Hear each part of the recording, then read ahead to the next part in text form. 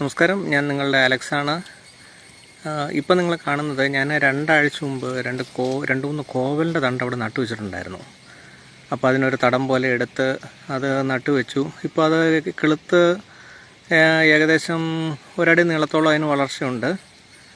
അപ്പോൾ അതിൻ്റെ തുടർ പരിചരണം എന്നുള്ള നിലയിൽ നമ്മൾ ഇച്ചിരി ചാണകപ്പൊടിയൊക്കെ ഇട്ട് അതിൻ്റെ മേളിൽ ഇച്ചിരി മണ്ണും ഒക്കെ തൂളി നമ്മളതിൻ്റെ ഒരു 1 അടിയോളം വളർന്ന ആ തണ്ടുണ്ടല്ലോ, അത് നമ്മളൊരു ചെറിയ കമ്പോ എന്തെങ്കിലുമൊക്കെ നാട്ടി അതിൽ ചുറ്റി വെച്ച് കൊടുക്കണമെങ്കിൽ അത് മേളിലേക്കുള്ള വളർച്ചയ്ക്ക് അത് ഉപകാരപ്പെടുകയുള്ളൂ.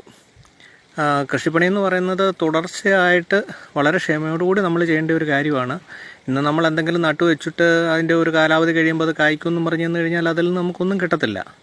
അപ്പോൾ അതിൻ്റെ തുടർ പരിചരണങ്ങൾ വളരെ കൃത്യമായിട്ട് ക്ഷമയോടുകൂടി ചെയ്യേണ്ടതുണ്ട്.